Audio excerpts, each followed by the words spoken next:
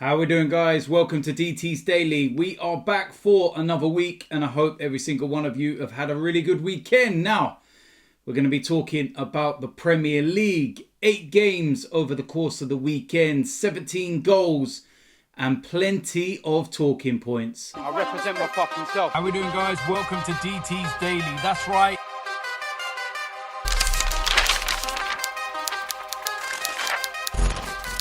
So like I said, the Premier League was back this weekend after the international break. 8 games, 17 goals and plenty of drama. VAR at the centre of a lot of it as per usual. And some very interesting scores to say the least. Not as high scoring as some of recent weeks, but still plenty of goals. The first game of the Saturday fixtures was Newcastle against Chelsea, and Chelsea went top of the table momentarily with a 2-0 victory. Own goal put them in the lead, and Tammy Abrahams finished it off with about 20 minutes or so to go. And Chelsea are slowly starting to creep along now. They're not really conceding a lot of goals, but the one thing that I will say regarding Chelsea is that bar their game at Manchester United, they've had a run of very, very favourable fixtures to open their campaign, and they will be happy with that. You still have to get the victories, you still have to get the job done, and that's exactly what they've been able to do. Next up, we had Aston Villa against Brighton, and it was a 2-1 victory for Brighton. And Aston Villa, after their brilliant performance before the international break against Arsenal, they got a bit of a rude awakening, shall we say. Danny Welbeck, of all people, scores the opening goal, one-on-one with Emi Martinez, dinks it over him. And how many times do you think he probably done that in training against Martinez whilst at Arsenal? Aston Villa equalised, Nogoyo, and then March with a brilliant goal. Top bins, first time from the cross. Lamptey got sent off in the 91st minute, and then the first contentious decision was Villa being awarded a penalty in injury time, and then VAR and the referee overruling it. And yeah, it's where you stand on this. When I initially saw it, I thought cliff out, penalty all day long. And then when I look at it again, he got the tiniest of touches on the ball, tiniest. And I believe it was Trezeguet that went down, and no surprise, he went down like he had just been shot by a sniper. But yeah, it wasn't a penalty when he got a touch to the ball first. That's my opinion. Next up, we had Tottenham against Manchester City, and Tottenham run out 2-0 winners and overtook Chelsea at the top of the table. Ooh, I actually feel sick saying that. But this was an interesting game, should we say. Manchester City dominated possession, had plenty of chances. Spurs, I believe, had 2 shots on target, and they scored both of them. Son scored the first goal after 5 minutes. And then again, another decision that you're going to take a look at is the fact that Manchester City thought they had equalised, and it was ruled out for a supposed handball by Jesus. Now, the ironic thing about this is that Mike Dean was the referee. Now, when explaining his decision as to why he overruled it for handball, he was pointing to this area here and saying it hit him here, handball. The new law now is that anywhere from here up to the top of the shoulder is not handball, and from there down is handball. So What is it? In terms of possession, 66% for Manchester City. Unbelievable when you look at that. Tottenham didn't have a single corner in the whole entire game. That's mad when you think about it. Manchester City had 22 shots and only 5 on target. Spurs had 4 and 2 on target and both went in. Absolutely baffling. But Tottenham won't care. Mourinho won't care. They got themselves the victory. Manchester United against West Brom, and it was a 1-0 win to Manchester United. And where on earth do I start with this game?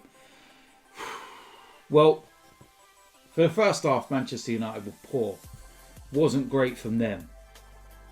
And then West Brom get a penalty. It's a clear penalty in anybody's book. I don't even know why it's had to go to VAR and why there's even a debate over whether it's a penalty or not. It's a penalty. Bruno Fernandez has fouled him. It's a penalty.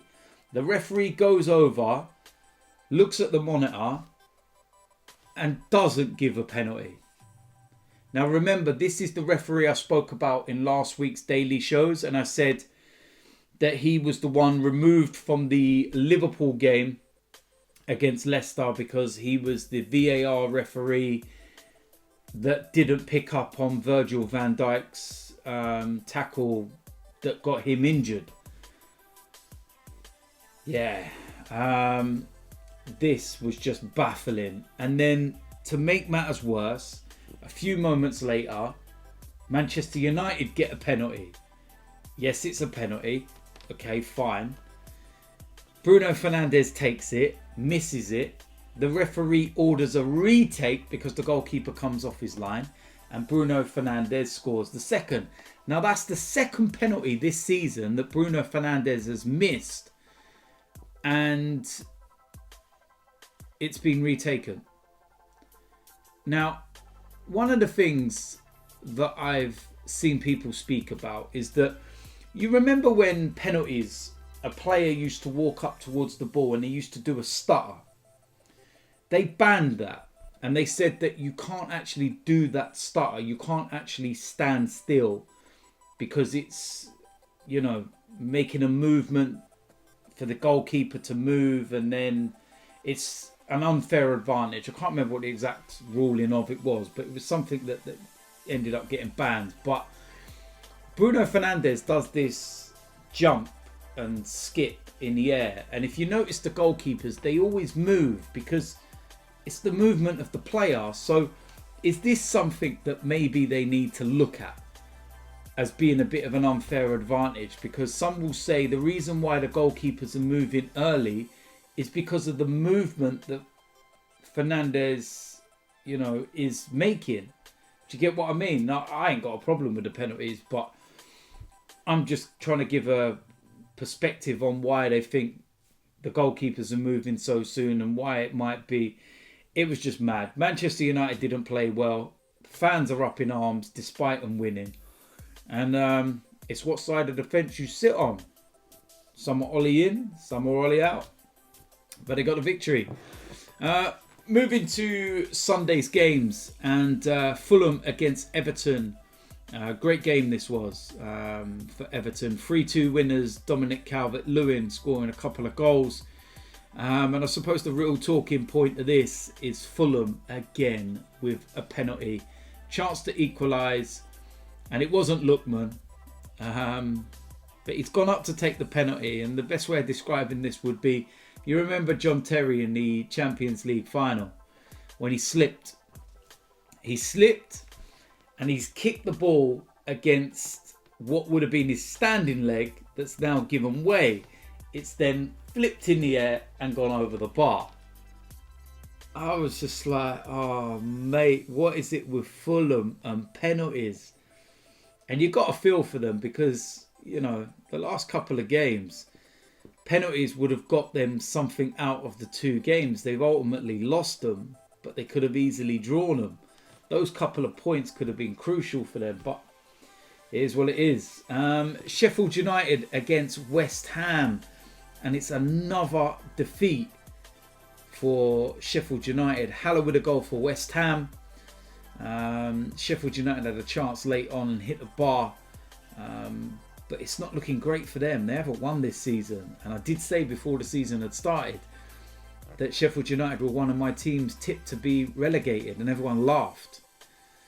Yeah, I told you, second season syndrome. It was never going to be easy for them, and it's another defeat at home. Leeds United against Arsenal, 0-0. And I think I've said all I can say about this in the player ratings, fan cams and everything else. Pepe sent off, absolutely stupid. Leeds deserved to win the game based on the chances they had. Hit the woodwork 3 times, and Leno was excellent in goal. But the biggest chance of the second half was probably to Arsenal, and we could have nicked it with 4 minutes to go through Saka. But it wasn't to be. And it's one of those games where we're going to have to look at it and say, you know what? Take the point, because we did not play well. Last game of the weekend was Liverpool against Leicester. And Liverpool, very comfortable, 3-0 winners. And there's the difference really between those top sides like Liverpool. When they play teams like Leicester, they get the job done. They are very good and very efficient. And when you think about the amount of injuries Liverpool have at the moment and the problems, and yet they're still churning out performances like this. Johnny Evans' own goal, first 20 minutes, and it completely changes the whole dynamics of the game. Jota again with another goal, and then Firmino has finally scored at Anfield. 2020 is one hell of a weird year. But Liverpool, it's another victory for them. And yeah, they'll be happy with that given their injuries and everything. And Jurgen Klopp's going to pretty much just be wanting to get through as best he can now till January, when I think that they will make some signings. So if you're looking at the Premier League table, I already said who are top. Let's not talk about that again. Sheffield United at the bottom. Right down there. 1 point from 9 games. Wow. 1 point from a possible 27. That is absolutely dreadful. Arsenal are sitting in 11th place. But it's not all doom and gloom when you really think about it. Because we're only 5 points off 3rd place, which is Chelsea. 5 points. Given the fact we've lost 4 games, we should really be 9, 10 plus, you know, behind those positions. But we're not. We're still within touching distance. And that's, you know, not a bad thing. 7 points off top. Given the fact that we're playing awful, it's not actually as bad as it looks. You know, 1 victory can jump you 4, 5, 6 places, and 1 defeat can drop you down 4, 5, 6 places. So, yeah, very, very interesting. So, there we go. That is it for today's DT's Daily. As usual, let me know in the comment section what you think about today's topics. If you're new around here, hit the subscribe button, smash a like on this video, and I'll see you lot soon. I'm out of here.